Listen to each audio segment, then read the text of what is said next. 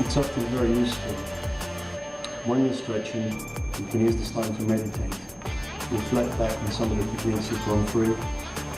Picture yourself doing well. Visualize yourself picking up the trophy in the tournament. Visualize yourself getting a new belt. Visualize yourself passing your grading. So plant those positive thoughts in your head. It's a very useful time. Try and relax in this position and insert positive thoughts in your head. Just remember, every action starts with a thought.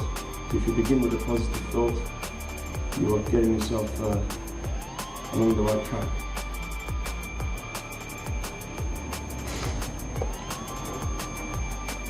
Your mind is like a fertile garden. If you plant positive seeds, then beautiful trees will grow.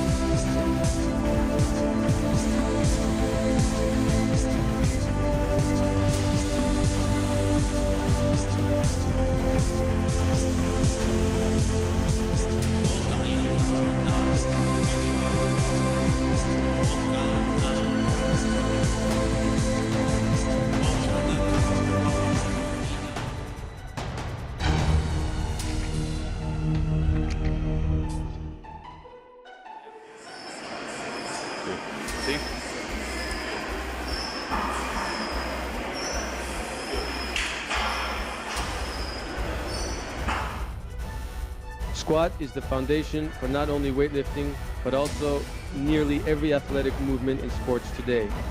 The squat is performed with the bar resting on the upper back and shoulders. Place the bar in a squat or power rack at about shoulder height. Grip the bar with an overhand closed grip and step under the bar so that it rests solidly on the trapezius muscles of your upper back and your posterior deltoids. Place your feet flat about shoulder width apart with your toes pointed either straight ahead or 10 to 15 degrees out. Take a breath, flex your ankles, knees and hips and lower your body to a position in which the tops of your thighs are at least parallel with the floor. This lowering motion should take 2 to 3 seconds. Keep your spine straight, your chest up and look straight ahead. All athletes can use the lunge to strengthen their legs individually. The bar may be placed either on your upper back or on your collarbone and shoulders. Alternatively, you can use a pair of dumbbells. Take a breath and step forward with your right foot a distance of about 30 inches.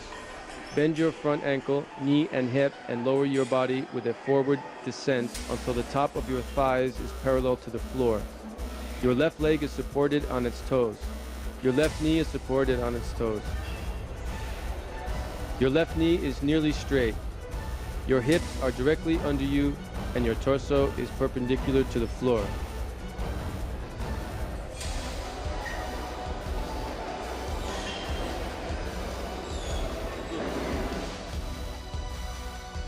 The split squat is an advanced form of squatting that is not necessary for newcomers, but may certainly be useful for advanced martial artists. Get into a position with either the barbell on your shoulders or a pair of dumbbells in your hands as illustrated in the video. Flex, bend your forward ankle, knee and hip until your rear knee lightly contacts the floor. Stand and repeat for the desired number of repetitions. Switch legs and perform the desired number of reps on the other leg.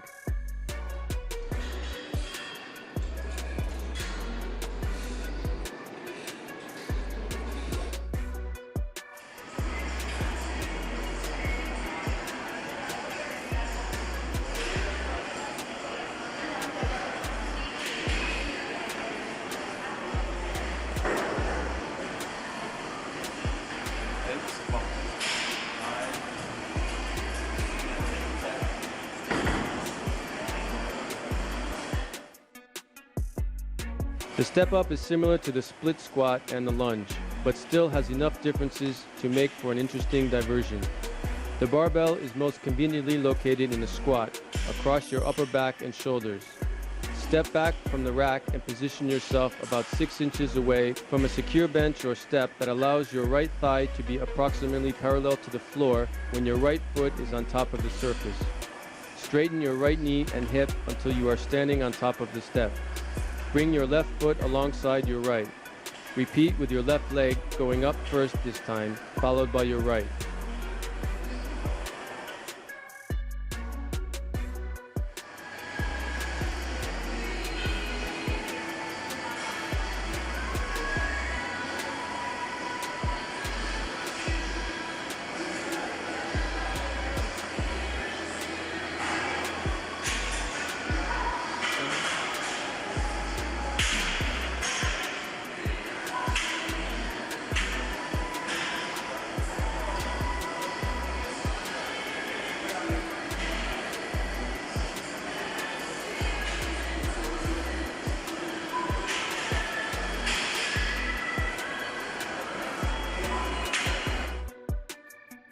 The snatch consists of rapidly lifting a barbell from its starting position on the floor to an overhead position in one continuous motion.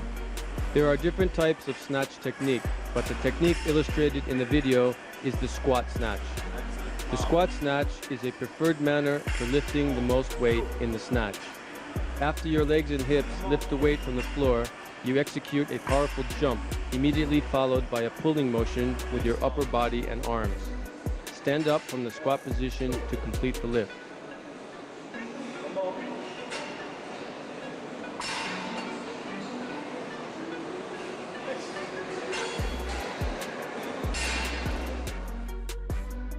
Ready? Okay, let's do it. One set. 1, start.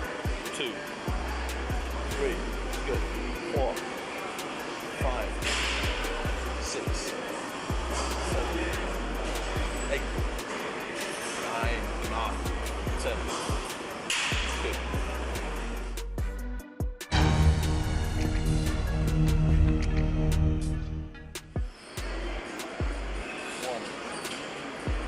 The back extension is a very effective exercise to develop the lower back muscles. The start and finish are with your torso parallel with the floor. It can be performed on a special bench as in the video or simply on an elevated surface with a training partner holding your feet in place. Regardless which method you follow, be sure to have padding under your hips or thighs.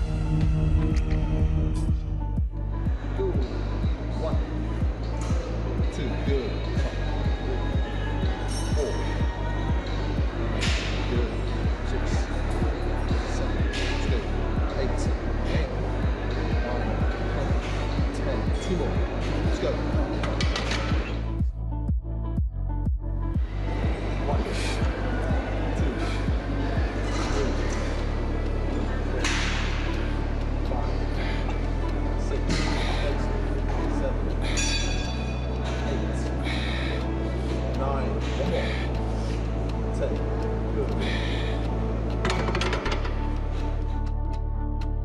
good. Flat dumbbell press. Lie flat on a bench on your back. Grasp a dumbbell in each hand and extend arms over your chest, palms facing your feet. Slowly lower the weights by bending your elbows. Bring weights down to a shoulder level. Your elbows should be bent to 90 degrees. Slowly push weights back up to the starting position over your chest.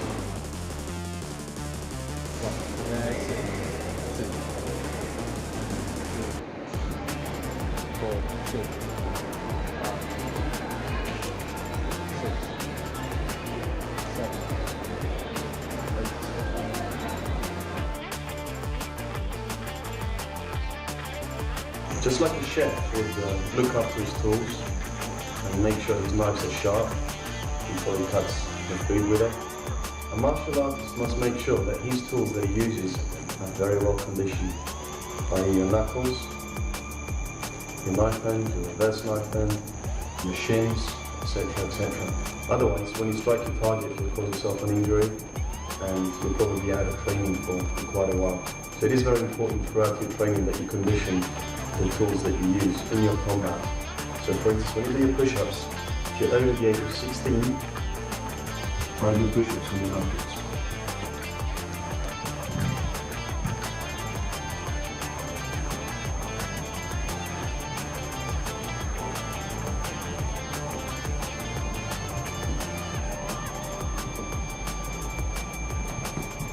Or if you use fingers in a combat situation, or gouging someone in the eye, you press up some fingers.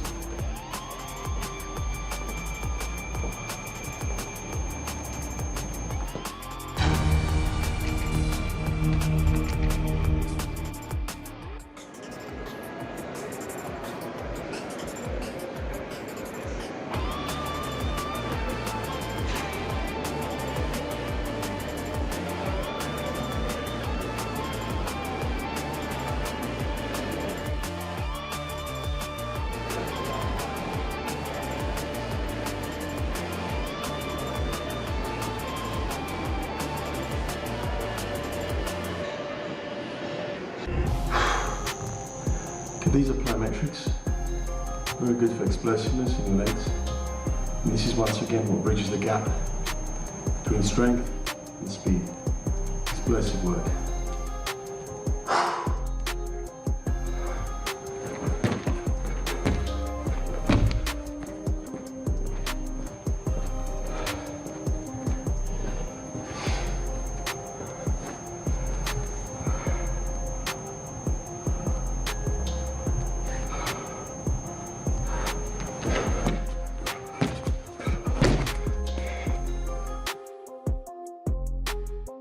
Okay, next thing I'm going to do another type of push-ups, which is more of a plyometric push-up, which is what bridges the gap between the strength that you would have gained in the gym, perhaps through bench press, translates it into speed.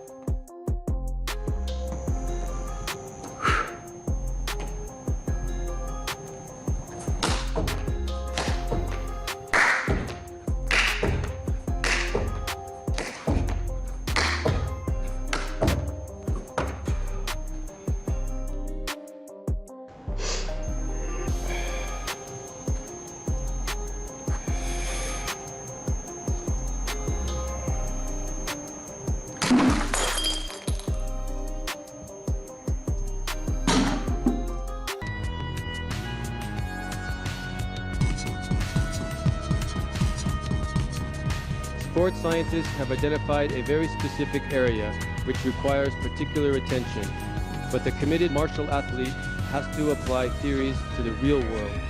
Skillful performance results from muscles producing force in a precise way that is appropriate to the action. This may vary from generating maximum power in the shortest possible time in braking techniques to the sustained, delicate movements of Tai Chi. For the correct application of all S factors, psychology is essential.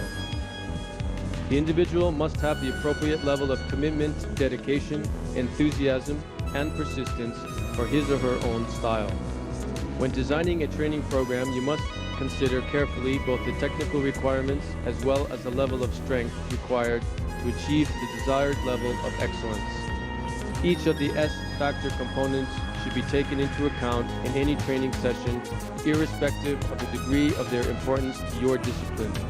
However, one of the fundamental elements is strength, since all activity in one's life depends on the contractions of muscles for its source of power.